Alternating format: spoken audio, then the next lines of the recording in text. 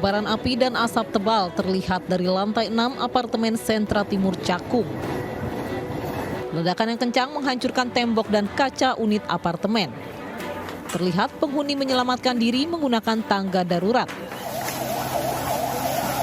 Belasan mobil pemadam kebakaran diturunkan untuk memadamkan api. Hasilnya ada korban karena kami sampai TKP juga udah korban dibawa ke rumah sakit, terjadi luka parah. 2 korban luka-luka karena melompat dari lantai 6 langsung dilarikan ke rumah sakit. Setelah 1 jam api dapat dipadamkan. Penyebab utama kebakaran masih diselidiki, dugaan sementara dari ledakan gas. Dari Jakarta.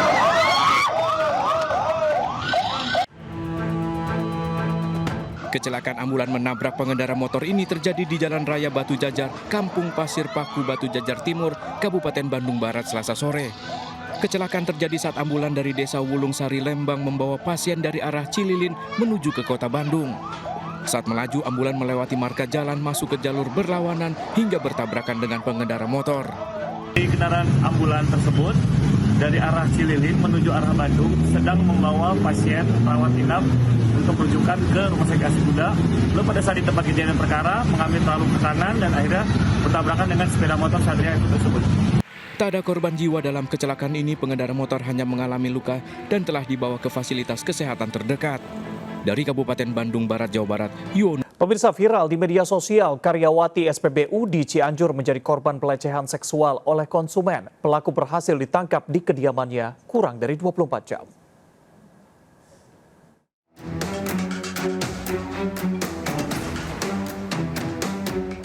Inilah video viral CCTV pelecehan seksual LN petugas SPBU di Cianjur. Korban yang tengah berjaga sendiri mendapatkan pelecehan seksual saat melakukan pengisian bahan bakar. Tidak hanya melecehkan, pelaku bahkan meminta rekaman CCTV namun tidak diberikan. Gak ada siapa-siapa juga, takut gitu ya. Takut emang dia punya rencana yang lain gitu. Jadi diam aja gitu. Kurang dari 24 jam laporan ke polisi, pelaku UM berhasil ditangkap jajaran Satreskrim Polres Cianjur berbekal nomor polisi kendaraan pelaku yang terlihat jelas di CCTV. Memang hanya tujuannya untuk membeli bensin di petas tersebut karena situasional dan spontan pelaku melakukan Akibat perbuatannya, pelaku terjerat pasal tentang tindak pidana pelecehan seksual dengan ancaman hukuman 4 tahun penjara. Dari Cianjur, Jawa Barat, Muhammad Andi Ihsan melaporkan.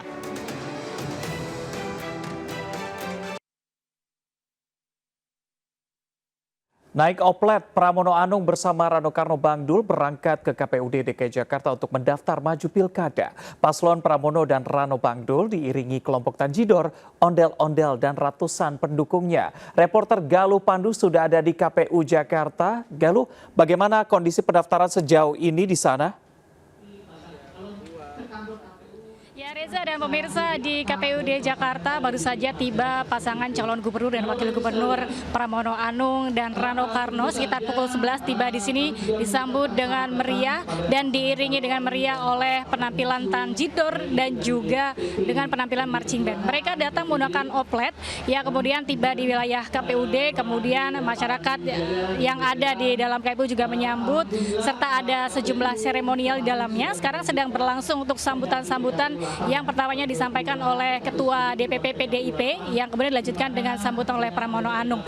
Pramono menyebutkan bahwa sebelumnya dia tidak membayangkan sama sekali akan maju menjadi calon gubernur DKI Jakarta, dan tapi ini merupakan sebuah tugas yang diberikan kepada Pramono dan dia siap untuk memaksimalkan semaksimal mungkin potensi yang ia miliki untuk kemajuan Jakarta. Dalam pencalonan ini Pramono sempat meminta izin kepada istrinya, kemudian juga meminta izin kepada Presiden Jokowi. Dan dalam masa tugasnya sebagai sekretaris kabinet juga nantinya dia akan mengajukan cuti dan akan berhenti sementara dari sekretaris kabinet untuk melaksanakan kampanye. Ia juga berjanji akan melaksanakan turun ke 12 titik sebagaimana yang dianjurkan oleh Presiden Jokowi kepada Pramono Anung. Dan pemirsa, saat ini juga sedang berlangsung sambutan yang disampaikan oleh Ketua KPUD Jakarta, dan tadi sempat ketika kedatangan Pramono Anung serta Rano Karno serta segenap simpatisan Partai Partai Demokrasi Indonesia Perjuangan ramai sekali dan sempat membuat kepadatan arus lalu lintas yang ada di area depan KPUD, yaitu di Jalan Salemba Raya, dan sampai saat ini situasi terpantau kondusif. Sementara yang itu dapat kami sampaikan kembali ke Anda, Reza. Baik, situasi sampai saat ini lalu lintas di sana masih kondusif. Terima kasih Galuh Pandu melaporkan dari KPUD DKI Jakarta. Pemirsa, sempat berkunjung ke DPD PDIP Jakarta dan juga berfoto dengan Rano Karno mengenakan kemeja merah, Anies Baswedan batal diusung PDIP maju Pilkada Jakarta. Peluang Anies maju Pilkada DKI terancam gagal jika koalisi Kim Plus tetap solid usung Ridwan Kamil Susno. Anies Baswedan lagi-lagi batal maju Pilkada DKI Jakarta setelah PDIP akhirnya mengusung paslon Pramono Anung dan Rano Karno. Padahal sebelumnya Anies sempat berkunjung ke kantor DPD PDIP, sholat berjamaah, serta mengenakan kemeja merah saat bertemu Rano Karno. Bahkan Anies juga bertemu Ahok, rivalnya di Pilkada DKI Jakarta tahun 2017. Tarik ulur dukungan terhadap Anies sebenarnya sudah terbaca saat pidato Megawati yang menyindir keras Anies Baswedan dan menilai janggal calon independen yang ingin mendapat dukungan parpol, namun tidak mau bergabung menjadi kader. Iya tanya Mas Anies, no. Kan di situ nanyanya telepon, saya jawab telepon, iya ada telepon. Ya karena dia ke DPD PDI Perjuangan. Anies sendiri mengaku tidak mengetahui jika PDIP batal mengusungnya. Pertemuan kemana Pak? Dengan siapa Pak? Dengan beberapa orang. Pak, soal isu yang PKB itu benar nggak Pak? Yang bersurat. Situ, Pak. Belum tahu kita. Belum tahu Pak. Pak, tapi Pak Anies tahu kepastian PDIP nggak ada usung Bapak dari kapan dan dari siapa Pak? Iya Pak. Belum tahu kita. Belum tahu ya. Peluang Anies maju Pilkada Jakarta kini tinggal bergantung pada Partai Kebangkitan Bangsa jika keluar dari Kim Plus. Namun isu dukungan PKB bergeser ke Anies dibantah Ketua DPP PKB yang menegaskan tetap bergabung dengan Kim Plus. Dari Jakarta, Tim Liputan iNews melaporkan. Pemirsa, ada fakta unik yang ditemukan saat pelantikan anggota DPRD Kabupaten Pati, Jawa Tengah Selasa malam. Seorang ayah dan anak sama-sama dilantik menjadi anggota DPRD.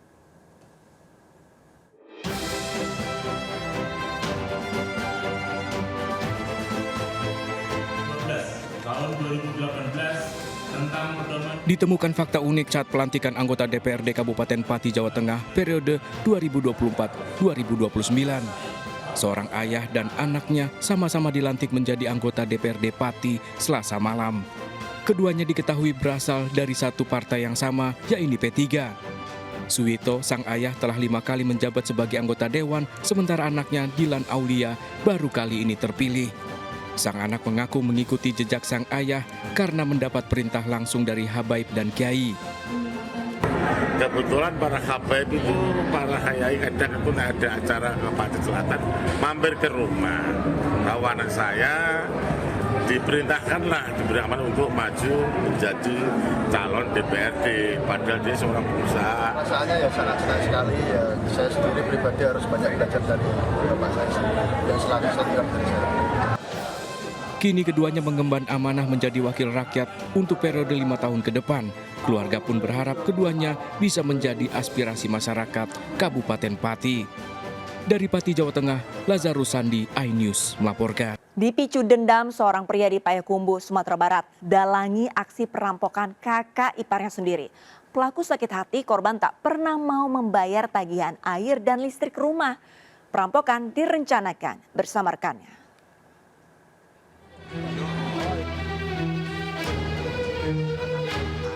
Satu persatu polisi tangkap pelaku perampokan seorang pedagang di kota Payakumbuh yang terjadi 2 pekan lalu.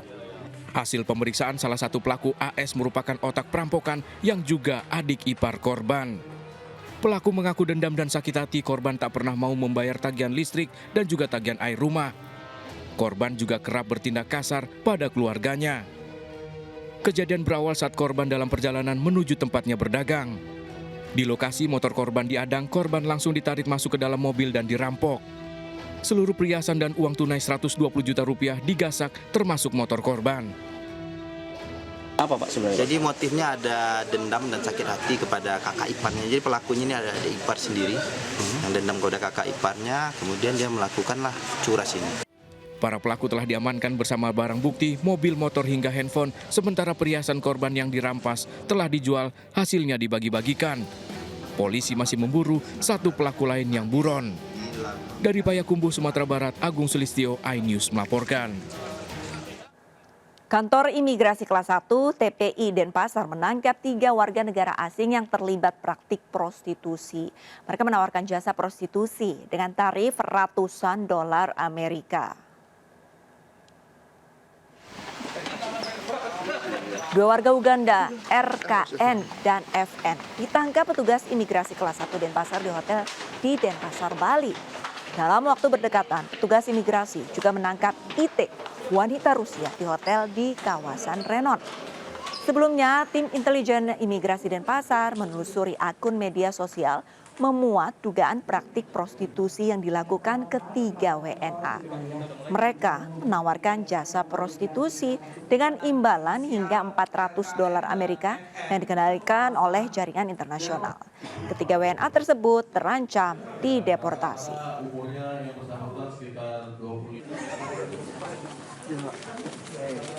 Enjoyin Bali. Halo. Halo, halo, halo.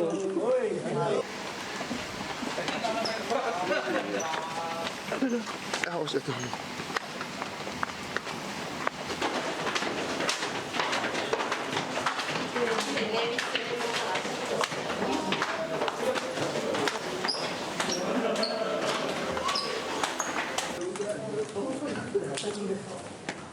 Makanan pedas mari merapat karena kali ini kami punya rekomendasi aneka masakan pedas dari sebuah warung sederhana di Blitar, Jawa Timur. Warung Bledi Tewel Martumi menghabiskan cabai hingga 60 kg untuk sekali masak.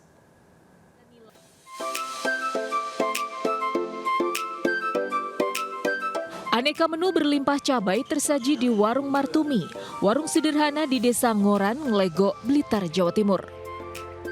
Ada ikan nila, lele, ikan gabus, hingga ayam lodo yang dimasak dengan kuah super pedas. Dan tentu saja ini nih, nangka muda alias tewel yang dimasak pedas manis dan menjadi ciri khas Warung Martumi sejak tahun 1960-an.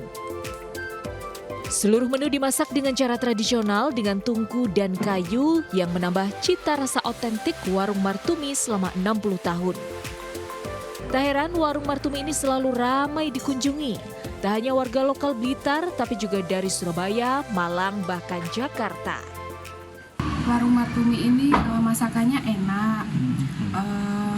Khasnya itu masakannya santan, pedas. Terus yang ayam setengahnya itu rasanya manis pedas. Demi menyajikan aneka menu pedas menggoda, pemilik Warung Martumi bisa menghabiskan cabai 60 kg dalam sekali masak.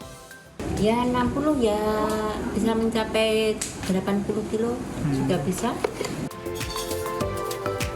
Dengan konsep prasmanan, harga tiap menu makanan dibanderol seharga Rp20.000 untuk ikan hingga Rp120.000 untuk 1 ekor ayam lodo. Dari Blitar, Jawa Timur, Robi Ridwan, iNews melaporkan.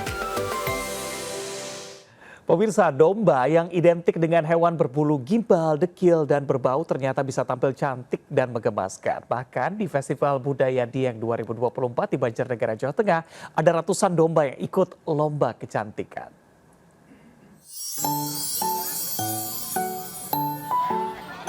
Lucu dan menggemaskan. Seperti inilah penampilan ratusan domba di Dieng Culture Festival 2024 di Banjarnegara, Jawa Tengah.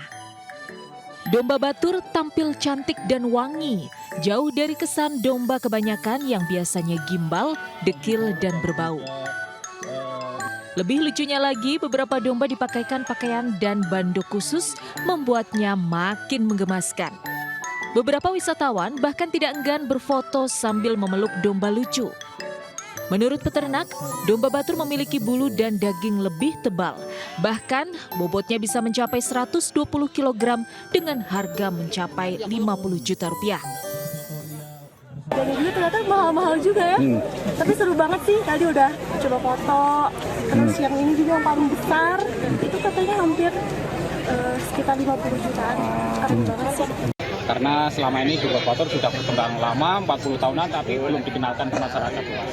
Jadi pada hari ini utamanya bukan masalah budidaya domba baturnya, tetapi masalah utamanya adalah mendukung wisata. Populasi domba batur di Kecamatan Batur, Banjarnegara kini mencapai 10.000 ekor. Melalui festival ini, domba batur diharapkan bisa lebih dikenal luas sebagai salah satu varietas domba unggulan di Indonesia. Dari Banjarnegara, Jawa Tengah, Nurdin Ozi, iNews melaporkan. Pemirsa, sejumlah pasangan calon gubernur dan wakil gubernur mendaftarkan diri ke kantor KPU. Ada ribuan pendukung turut meramaikan acara sebagai bentuk dukungan kepada para paslon.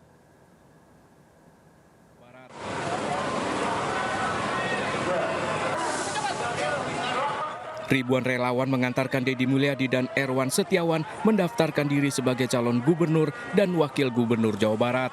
Situasi sempat memanas karena banyak relawan nekat menerobos masuk ke halaman kantor KPU. Deddy memastikan persyaratan pencalonan dan syarat calon sudah terpenuhi. Termasuk surat pernyataan pengunduran diri Deddy sebagai anggota DPR RI terpilih pada pemilihan legislatif lalu. Dalam Pilgub Jawa Barat, Deddy Mulyadi diusung 5 partai parlemen dan 9 partai non-parlemen. Pasangan calon gubernur dan wakil gubernur Jawa Tengah dari PDI Perjuangan Andika Perkasa dan Hendar Prihadi mendaftar di KPU Jawa Tengah pada hari pertama. Para paslon datang didampingi istri sejumlah pengurus kader hingga simpatisan PDI Perjuangan. Dalam proses pendaftaran, berkas paslon ini dinyatakan diterima dan lengkap oleh KPU Jawa Tengah.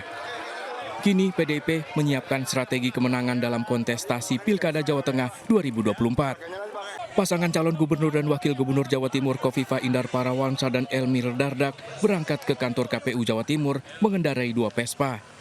Sebelumnya paslon didukung 14 partai pengusung ini menggelar doa bersama pimpinan partai serta kiai dan bu kiai di rumah Khofifah di Jalan Jemur Sari, Surabaya. Sebagai calon petahana, Khofifah akan menyemarakan Pilkada Jawa Timur melawan Tri Risma hari ini yang diusung PDIP.